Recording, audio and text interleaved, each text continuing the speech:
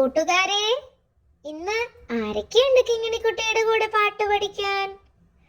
നമുക്കിന്ന് പൈങ്കിളിയേ എന്നുള്ള പാട്ട് പഠിച്ചാലോ?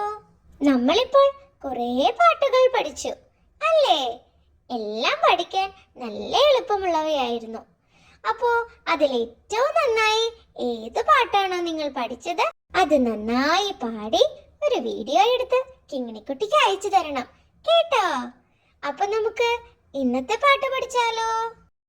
പൈങ്കിളിയേ പൈങ്കിളിയേ കളിയാടിടാൻ വരുമോ നീ, പാടില്ല ചുള്ളികളാൽ കൂടു ചമയ്ക്കാൻ പോകുന്നു.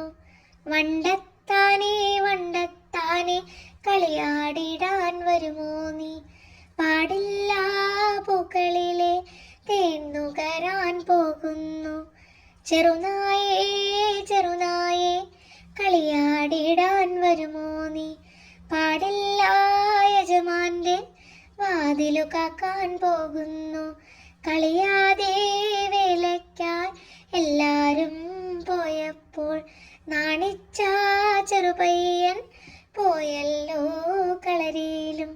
പഠിക്കാൻ പോകാൻ മടി പിടിച്ചിരുന്ന ഒരു കുട്ടി അവന്റെ കൂടെ കളിക്കാൻ ഒരു പൈങ്കിളിയെയും ഒരു വണ്ടത്താനെയും ഒരു ചെറു നായക്കുട്ടിയെയും കൂട്ട് വിളിക്കുന്നതാണ് ഇതിൽ. പക്ഷേ അവരെല്ലാം അവരുടെ ജോലിക്കായി പോകുന്നു എന്ന് പറഞ്ഞപ്പോ മടി മാറി ആ കുട്ടി അവന്റെ കളരിയിൽ പോയതാണ് ഈ പാട്ട്.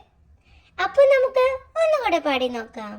പൈങ്കിളിയേ പൈങ്കിളിയേ കളിയാടിടാൻ വരുമോ നീ, പാടില്ല ചുള്ളികളാൽ കൂടു ചമയ്ക്കാൻ പോകുന്നു.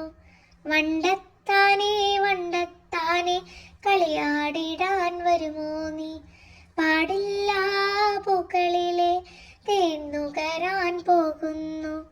ചെറുനായേ ചെറുനായേ കളിയാടിടാൻ വരുമോ നീ, പാടില്ല യജമാന്റെ വാതിലു കാക്കാൻ പോകുന്നു.